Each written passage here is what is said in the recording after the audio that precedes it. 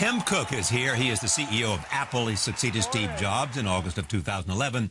Cook joined Apple in 1998 against the advice of his friends and his own better judgment. He has said Apple in early 1998 was very different than the Apple of today. The company had been losing sales for years and was commonly considered to be on the verge of extinction.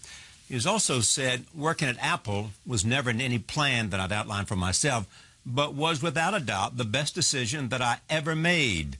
On Tuesday, Cook announced what he called the next chapter in Apple's story at the same venue where Steve Jobs introduced the Macintosh personal computer 30 years ago.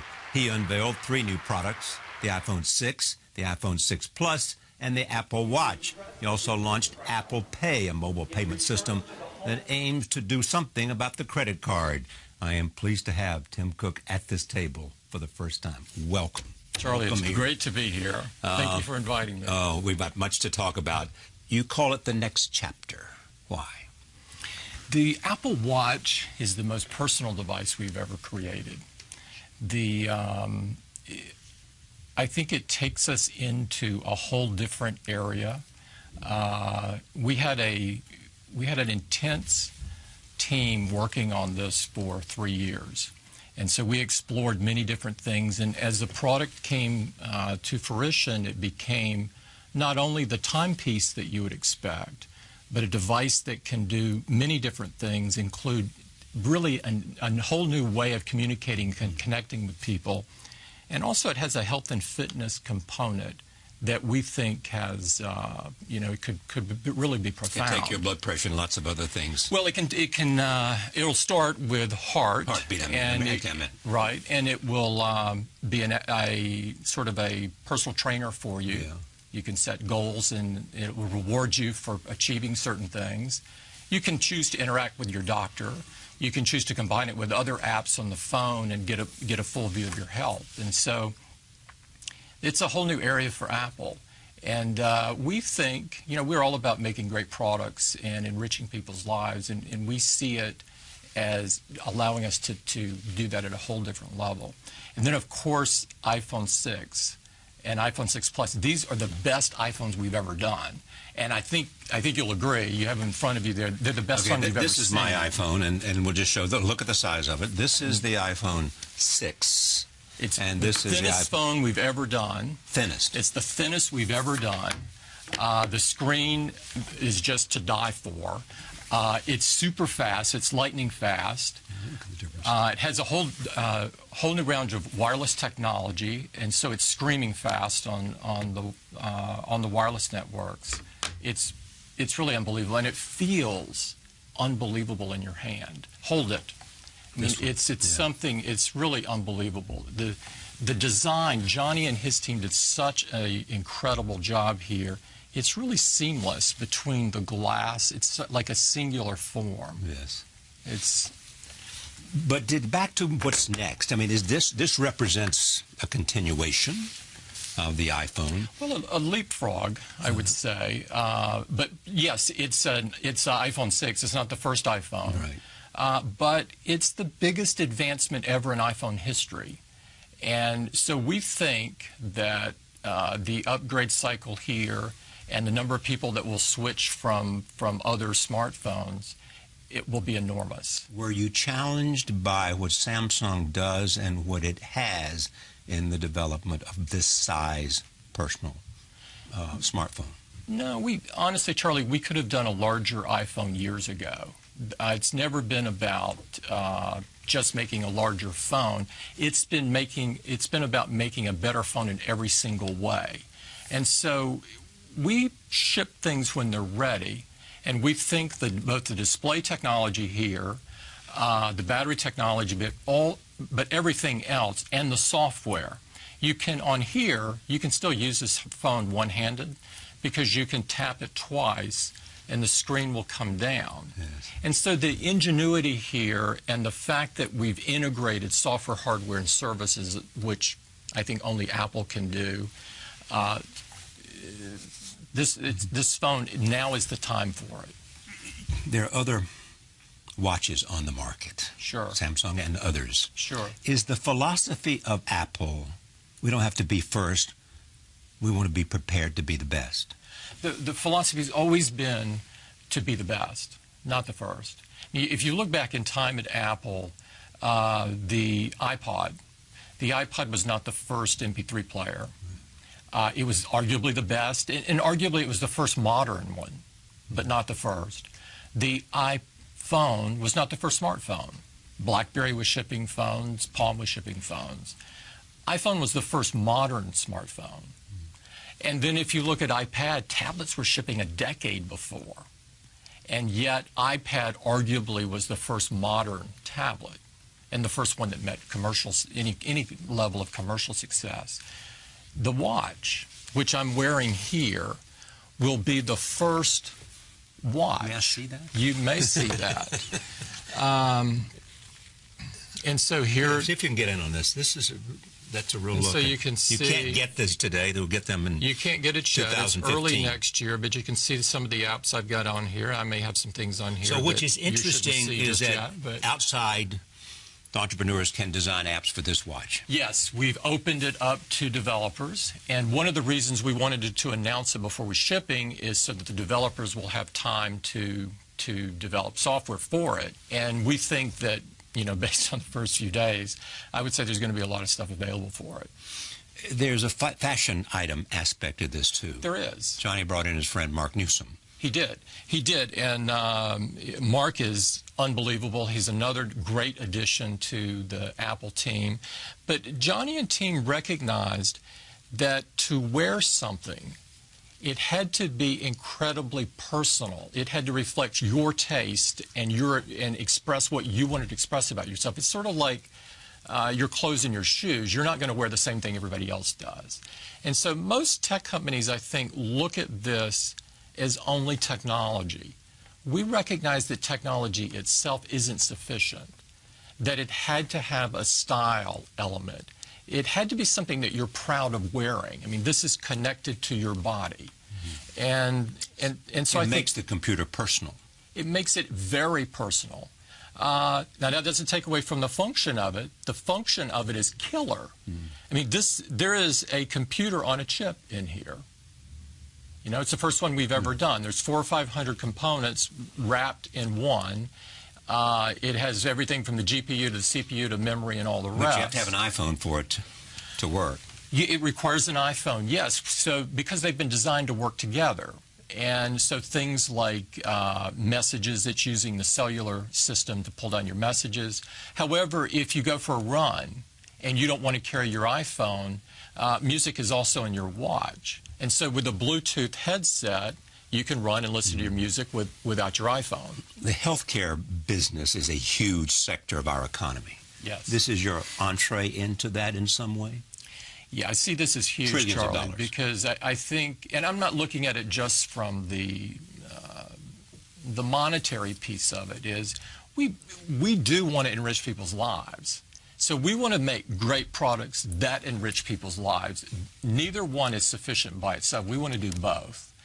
And so arguably with healthcare, there is a wide open field to make some really profound contributions.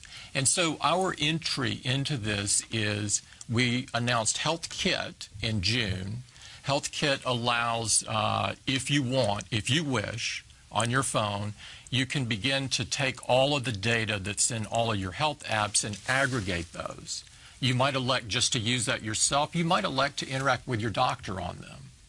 And so now all of a sudden we've also got a device that gathers certain fitness data about you. And yet, so this is yet another way to begin to build a comprehensive view of your life, which should empower you to take care of yourself over time. And when you need help, it empowers you to take certain data to your doctor to get help from them. All while guarding your privacy so that nobody's getting the data if you don't want them to have the data. Nobody's sharing the data if you don't want them to share the data. And no, we're not keeping it. In introducing these products, there was the bow to the past, as I suggested. The arena where you had it is where Steve introduced 30 years ago the Macintosh. When you introduced the watch, you famously said one more thing, words that Steve had used. Where is Steve in all this? Well, he's in my heart, and he is deep in Apple's DNA. His spirit will always be the foundation of the company. I literally think about him every day. His office is still left as it was. On the 4th floor? On the 4th floor. His name is still on the door. And we still, if you think about the things that Steve stood for at a macro level, he stood for innovation. He stood for the simple, not the complex. He knew that Apple should only enter areas where we can control the primary technology. All of these things are still deep in our company. There's still things that we very much believe. The strive for perfection, for being the best, for only doing the best products, for staying focused. The fact that despite this table being so small that you and I are sitting at, you could put every Apple product on it, every single one that we ship today, and yet this year our revenues will be, approximately 180 billion. There's probably no other company on the face of the earth that could say that. Most companies begin to do larger and larger and larger portfolios because it's so easy to add, it's hard to edit, it's hard to stay focused, and yet we know we'll only do our best work if we stay focused. And so, the hardest decisions we make are all the things not to work on, frankly. Because there's lots of things we'd like to work on that we have interest in, but we know that we can't do everything great. Is TV one of those? Well, TV is one that we continue to have great interest in. So I choose my words carefully there. But, TV is one of those things that, if we're really honest, it's stuck back in the 70s. Think about how much your life has changed and all the things around you that has changed. And yet TV, when you go in your living room to watch the TV or wherever it might be, it almost feels like you're rewinding the clock and you've entered a time capsule and you're going backwards. The interface is terrible. Yes. I mean, it's awful. And you watch things when they come on unless you remember to record them. So why don't you fix that? Well, yeah, I don't want to get into what we're doing in the future, but we've taken stabs with Apple TV, and Apple TV now has over 20 million users, and so it has far exceeded the hobby label that we placed on it, and we've added more and more our content to it this year, and so there's increasingly more things that you can do on there. But this is an area that we continue to look at. And was this a question for you among some investors, among some consumers, among some people who write about technology? There was the question. Steve was a visionary. Can Tim continue the Apple tradition of creating new products every 4 years or less? Can he reach into the future? Is he have that kind of makeup? Did that concern you? Did you think about that? Were you committed to prove that Apple had a future beyond the groundwork that Steve Jobs had laid? When he called me one weekend in August of 2011, and he said, "I'd like to talk." And I said, "Oh, okay." And I go, "When?" And he goes, "Now." So I'll be right over. And he told me, he said, "I've been thinking a lot. Apple's never had a professional transition at CEO. I'm determined that we will have one now. I want you to be the CEO." And honestly, I didn't see it coming. You did not see it coming. I know you look at me as disbelief, yes. but you can say I was in denial or whatever. But I felt Steve was getting better. He was still at home, but I felt he was getting better. I was seeing him regularly, and I guess at the end of the day, I always thought he would bounce. He always had. He had had some incredible lows in his health, and it had always bounced, and I always believed he would. And so it took me a little by surprise for that. I mean, he had talked to me about being CEO before, and so I always knew it was his long-term thinking. That you would become the CEO. That I'd become the CEO. But not then. But not that specific moment. And so he and I had a discussion back and forth about, because I was testing him on this. I said, well, you know, what kind of things do you want to do as chairman versus me do? And it was just sort of having a good banter with him. And I go, well, it's like, I said, for example, ads, do you want me to just do the ones that I think are right? Or do you want to be involved in it? And he said, well, I hope you'll ask my opinion on some things. But I thought, Charlie, on that day, that he would be chairman for a long time, that I'd be CEO for a long time, and that we would continue to work together. And so, he knew when he chose me that I wasn't like him, that I'm not a carbon copy of him. And so he obviously thought through that deeply about who he wanted to lead Apple. And so that I have always felt the responsibility of. And I've wanted desperately to continue his legacy. And the Apple I deeply love. And so from the onset, I wanted to pour every ounce that I had in myself into the company. And but in terms of being everything he was, I've never had that objective. I've never had the objective of being like him, because I knew the only person I can be is the person I am. Right? And I'm not an actor. I'd be terrible in Hollywood. And so that's what I've done. I've tried to be the best Tim Cook I can be. And I think that the reality is that Apple has always had incredible contributors at very high levels. Johnny's been there forever and contributing at an incredible level, as has Craig and Jeff and Dan.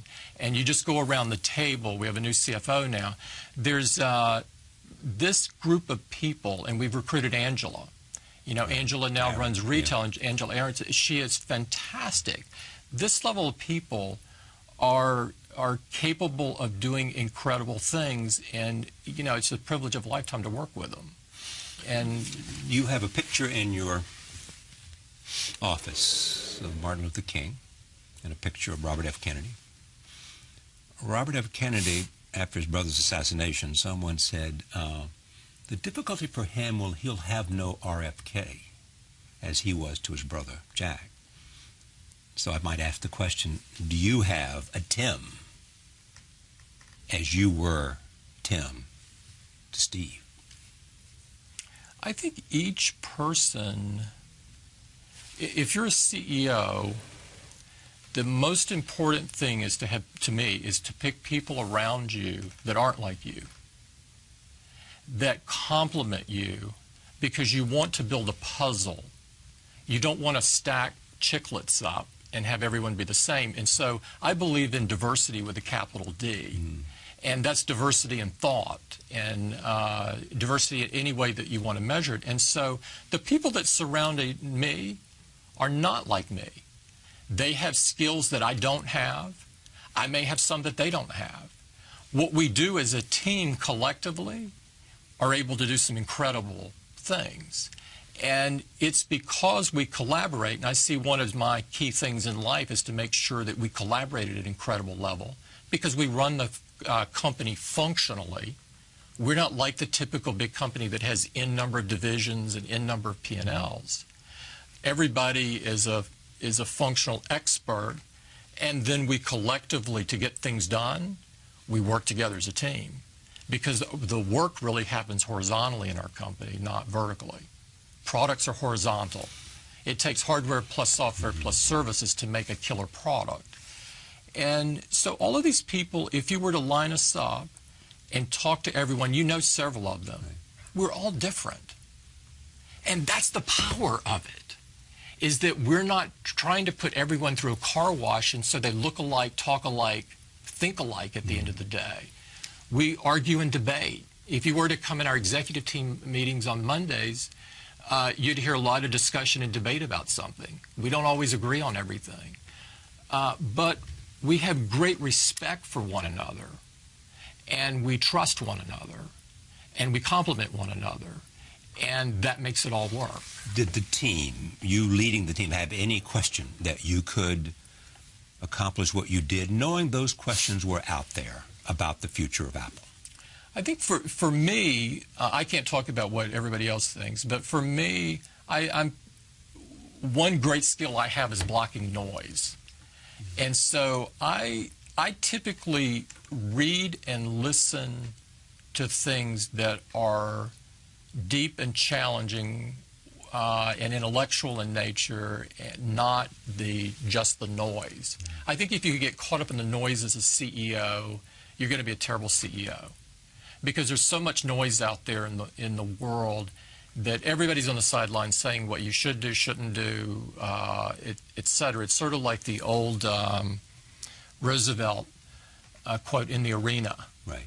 Teddy Roosevelt. Yes. The credit belongs to the man in the arena who gets dirty and all of those things. Yes. Well, I'm the dirty one. Yeah. And you have to block the noise.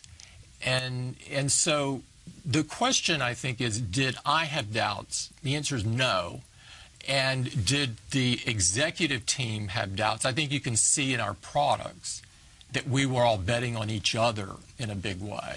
But that goes back to my original question. Apple is it's building on its tradition, but it's doing things different. Steve said to you, don't ever ask yourself, what would Steve do, correct? He did. Don't ask that. Do what you think you need to do based on the circumstances that you face. So is Apple becoming more open? I've mentioned the fact that people who have create apps can do it for the watch. Mm-hmm. You're now engaged in partnerships with people like IBM. You've made an acquisition. Tell me, where is Apple going? Are we more open? Yes. Are we? Yes. More engaged by partnerships? Are we? Well, are we interested in enterprise because we can partner with IBM? I think IBM that's a great one to talk about for a moment, because I think it'll give you an insight into how we look at things, and this is probably different than the past. We look at these products and the iPads that aren't here, and we think we can change the way people work. We've changed the consumer's life. We've changed the way students learn and teachers teach. But when you get to the working environment, the change that we've made to us isn't significant enough. And so we begin to ask ourselves, why? Why haven't we done more? The real answer is, in the applications, there's not enough apps that have been written for verticals, for very deep verticals, like what the airline pilot does, what the bank teller does, down at the level of the job. And so we begin to ask ourselves, should we do this, or should we partner, or should we just forget it? And I didn't want to forget it, because this is a way to enrich people's lives in a big way, to change the way people work. I mean, most of our life is spent working. And certainly our apps are changing the way I work, but I'm not seeing it as much in other places. And so we began looking out and thinking about, well, who could we partner with? And Jenny and I had been talking about some other things for a while. I have great respect for her, great trust in her. I think she's the CEO of IBM. As the CEO of IBM, she's fantastic. And we began to talk about this area. You know, this is an area where they've got things that we don't have. They have deep vertical knowledge of many different verticals, right? They have a huge sales force. And so IBM brings significant enterprise knowledge to the table. We bring the products that enterprise want. And so we have something they don't have. Well, we also don't compete on anything. To me, this is the perfect marriage. There's no friction. There's just, we have what they need, they have what we need. Together, we can provide something to customers that is blow away. And so IBM is in the process, with our help, of designing many different apps for many different verticals, from banking to all the different financial services to pharmaceutical to aerospace and manufacturing and so on and so forth. And they have the go-to-market that we don't have. And so this is an area where I think that everybody's going to win. We're going to win. IBM's going to win. And more importantly than both of us, the customer's going to win. Why did you think you had to buy a headphone manufacturer? In Beats, what we saw is several things. We saw talent. Talent that I'm super impressed with. Jimmy and Dre, off the charts, creative geniuses. They also had teams underneath them that I really liked. Jimmy has a deep knowledge of the musical industry. Dre knows artists. Dre is an artist. And they had started a subscription service. And this subscription service, you know, some people think they're all alike. Well, let me tell you, I went into the thing skeptically. Like I should. Acquisition? Yeah. Not to the acquisition, into their service, because Jimmy had told me how great it was. And so one night I'm sitting playing with theirs versus some others, and all of a sudden it dawns on me that when I listen to theirs for a while, I feel completely different. And the reason is that they recognized that human curation was important in the subscription service, that the sequencing of songs that you listen to affect how you feel. It's hard to describe, but you know it when you feel it. And so that night, I couldn't sleep that night. And so I was thinking, we need to do this. They also have, I think they've done a fabulous job with their brand and in the headphone business. It's a fast-growing business. They went into it not too long ago and, you know, have done really well. However, they needed a global footprint. We have a global footprint. They have been primarily U.S., not solely U.S., but primarily U.S. And so I felt we could get a subscription service. We could get incredible talent, and that I think we can all put our heads together and do some things that are beyond what either of us are currently doing. And we could get a fast-growing business. And, you know, financially is not the only element of looking at it at all. But next year, or in our fiscal year, which is about to start, it's accretive.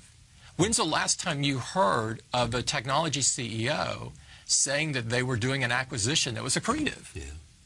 I mean, it just doesn't happen. And so I think it's wonderful to get the influx of talent, the different perspectives. It's this idea of diversity that I use in a big way. I think it's really going to help us. And I am 100% sold on the music subscription service. And, of course, we can scale it where Beats would have had a more difficult time because they're a small company. Is the new chapter in Apple also defined by the fact that you're moving away from just being essentially a hardware company? You know, I wouldn't say that we were never just a hardware company, okay, and so I would define that a little differently. But a significant part of your revenue comes from the iPhone, for example. But a significant part of the iPhone is the software and the services. Right. It's just that we don't split out the price between the hardware and the software and the services. It's all part of your own ecosystem. It's part of our own ecosystem, and we do that because it all works together. It just works when you do it that way. When you split the two, you wind up with, I mean, think about what happened in the PC area. When you had a Windows and a separate OEM that was doing hardware and then somebody else that was doing apps, and you have a problem, you're pulling your hair out, you call the help desk, and the help desk tells you to call another help desk, and that help desk tells you to call somebody else, and the other guy doesn't even have a help desk. So we recognized early on that these kind of devices, you really need to have a womb-to-tomb view of them for the customer's sake. And so if somebody calls us, it's our problem. We're not passing the buck. And so I think you get a much better customer experience. But do you miss opportunity to take advantage of a whole group of people? Because... Well, look at our ecosystem, Charlie. I mean, we've got 9 million registered developers. And so we're not having a problem getting people to develop for our platform. If you were at our conference in June in San Francisco, there's developers there from almost every country in the world. And they're writing for iOS. So you have all the innovation, access to all the innovation. We have incredible access to innovation. And we also view it and treat it. It's a privilege to work with the developers we do. And so we treat them like it's a privilege. And from their point of view, they get to design something from a company that has over 90% of their customers on one version of the operating system. So we're not fragmented like Android is, right? We'll release iOS 8 next week. And right now, iOS 7, the one that we just released a year ago, 92% of our customers are running iOS 7. If you looked at a comparable number for Android, it's very low. It's extremely low. If you looked at a comparable number for Windows on the PC side, very low. And so you can really write software to the latest, or write your app to the latest software versus spending your time on all of these versions and iterations and so forth. So it's great from their point of view, and they get to sell their product worldwide. Think about how it used to be if you were a developer. You had to go negotiate with every retailer, and there's no global retailers. And so you were negotiating in every country in the world trying to get your product on the shelf. Here, you can push a button, we review it, and it quickly gets in the App Store, and it's in an App Store in 155 countries. I mean, it's really shocking.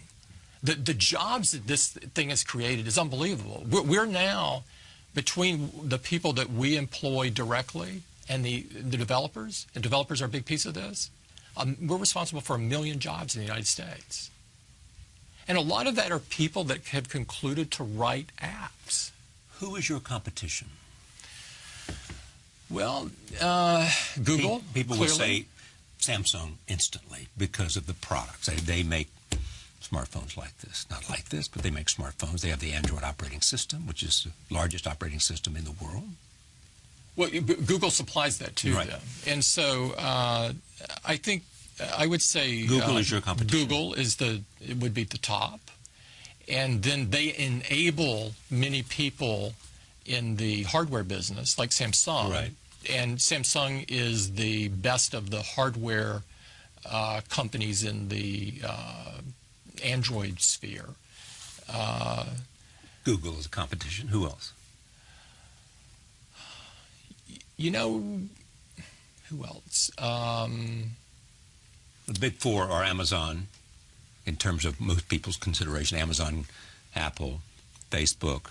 Yeah, I don't consider Facebook a competitor. I consider Facebook a partner. Right. We're not in the social networking business. And will not be? We have no plans to be in the social networking area. We partner with both Facebook and Twitter, and we have integrated both of them into the operating system. And so we've worked closely with both of them so that our customers can get access in a different and unique way to their services. And we like both companies. Amazon? You know? Amazon, we don't work with that much. We have little relationship there. They sell, as you know, they've come out with a phone. Right.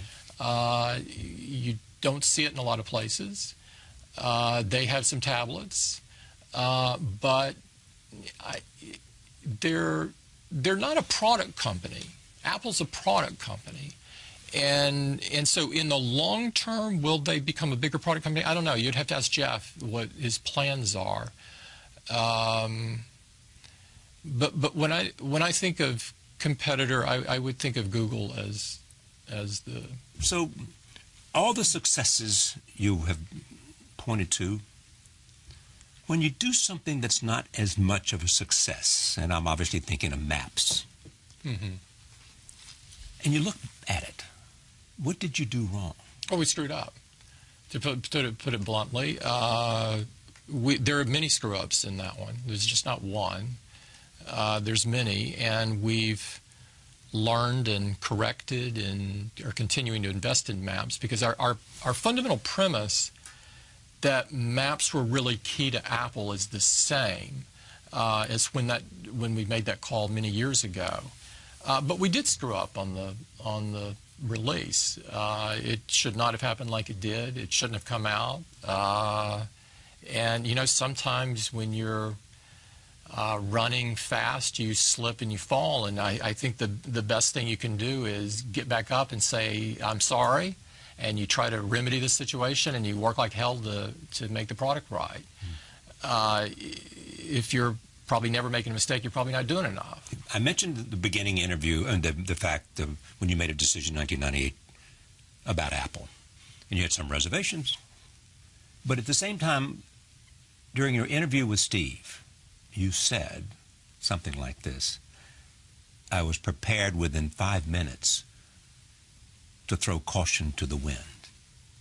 What did he say that made you believe this company is the place for Tim Cook? It was an interesting meeting. I had gotten a call several times from the search people that he had employed, and I kept saying no. I was at Compaq. I was happy, or thought I was, and they were persistent. And so I finally thought, you know, I'm going to go out and take the meeting. Steve created the whole industry that I'm in. I'd love to meet him. Yeah, exactly. And so I'm honestly going into the meeting. There's no downside to this. Well, I'm just thinking I'm going to meet him, and all of a sudden he's talking about his strategy and his vision, and what he was doing was going 100% into consumer, when everybody else in the industry had decided you couldn't make any money in consumer, so they were headed to servers and storage in the enterprise. And I'd always thought that following the herd was not a good thing. Yes, it was a terrible thing to do, exactly. right? It was, you're either going to lose big or lose, but those are the two options. He was doing something totally different, and he told me a little about the design, enough to get me really interested. And he was describing what later would be called the iMac. Yeah. And the way that he talked and the way the chemistry was in the room, it was just he and I could tell I can work with him. And I looked at the problems Apple had, and I thought, you know, I can make a contribution here. And working with him, and this is a privilege of a lifetime. And so all of a sudden, I thought, I'm doing it. I'm going for it. And you have this voice in your ear that says, go west, young man, go west. I was young at the time. But you know, you come back and you try to do the things that people do with spreadsheets and stuff, and none of it makes sense. It didn't make sense. And yet, my gut said, go for it. And I listened to my gut. There was literally no one around me that was advising me to do it. But in your speech at Auburn, your commencement speech, you spoke to intuition. Yes. And that's what I mean by gut. Yeah. My intuition was telling me loudly to go.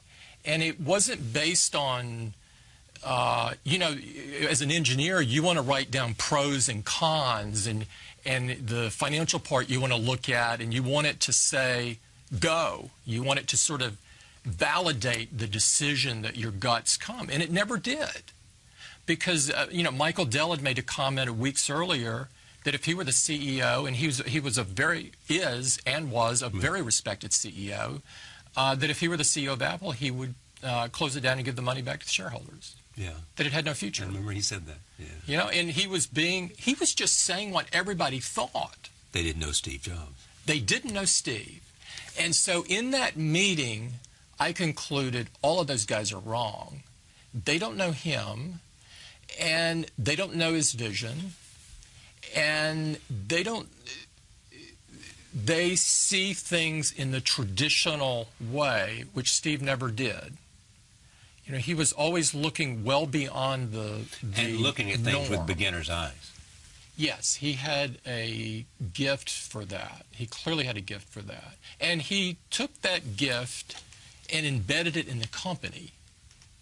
It wasn't a gift that he kept to himself. And so I loved many things about him. He's a dear friend, but he was also a great mentor. He was a great teacher. This is something that's never written about him. But what he left in not just me, but many of us, is what he taught us. He was one of the best mentors in the world. This is more than perfectionism. Oh, it's much more than that. No, it's much more than that, because that's holding the bar so high that it's very hard to hit. But no, it's teaching, and it's teaching and making sure people are learning, and him taking such an interest, he's going out of his way to do this. And I saw him do that over many years with not just me, but many people. And I think it's missed. It's a huge, huge part of what he did that's missed in most of the things that I've read. The misconception misses that, the teaching aspect of it. It does. That and the human aspect of him. Right. He was an incredible human being. And I think, I've never read anything that really captured him or captured the Steve I knew. One of the products you introduced is Apple Pay. You have a relationship with credit cards in creating Apple Pay. We do. Some say, why didn't you just go around them? Be disruptive. Well, as it turns out, people love their credit cards. And so I don't know what credit cards you have. Too many. But many people love their credit cards because they might love that you collect airline points. Right. Or there's something about it that's sticky. And so you thought, go ahead, tell me. So we looked at the industry and we said, people like that part. And so we're about making the user's life better, making the experience better. We saw all the mobile payment stuff that had been done as none of it was making anybody's life better. It was more about creating a business model for someone else to make money. We started with the user and we said, what do they really want? Well, nobody wants to carry a wallet. You don't want another thing that you have to remember to put in your pants when you walk out the door. You don't want another thing to lose. You don't really want this card with exposed numbers on it that has a huge security risk on it. And so we fixed the security issue. Our system is much more secure than the traditional credit card system is. We kept the thing that people liked, which is they do love their card. And we said, we don't want any of this data. So we're not doing what other companies are doing. We don't want to know what you're buying. We don't want to know where you're buying it. We don't want to collect all this stuff on Charlie. I don't want to know where you're spending your nights. And so we firewall all the stuff where we don't keep it. It's not on our servers. And so we kept what's great and fixed what wasn't. The retailers love it because it's a far more efficient way for people to check out. Tell us how it works. It's very simple. And so if you take one of our phones, this is iPhone 6, literally all you have to do, this phone's not wired, but if it were, all I would have to do is touch the iTouch, right, or the Touch ID rather, and hold it within a proximity of the terminal, and that's it. It's done. The transaction is finished because you've authenticated with your fingerprint. Right? Which it's hard to steal a fingerprint. And you've not pulled out a card. You've not jostled through your wallet for something you may have lost. You haven't had to run your credit card through a machine several times and for it to reject your card. None of that is done. It's as simple as boom, boom, it's done. Technology is a very global thing, as you well know, as well as anyone.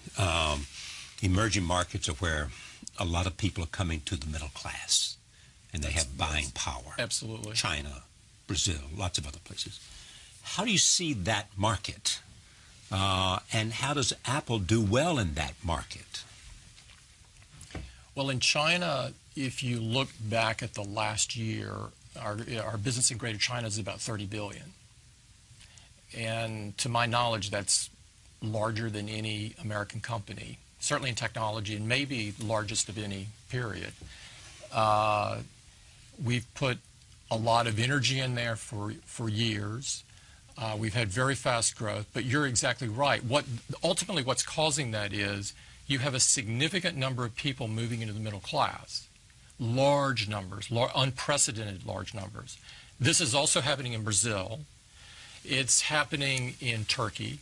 It's happening in Thailand. It's happening in Malaysia. It's happening in many different places. Indonesia is beginning. It's at a different place in that curve. Does price point become an issue, though, in terms of people who don't have the same per capita income as they do in the United States? Yeah. Certainly income is a gating factor.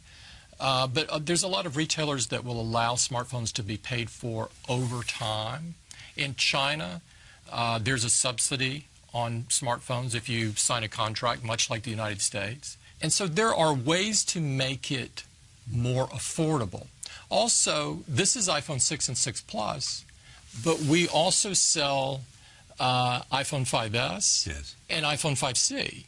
And all of these just got lower prices on Tuesday this week. Because of the entry of the new products. Because of the entry of the new products. And so you will find in emerging markets, the mix of product sales are sometimes different in those markets versus other markets. You spend a lot of money on research.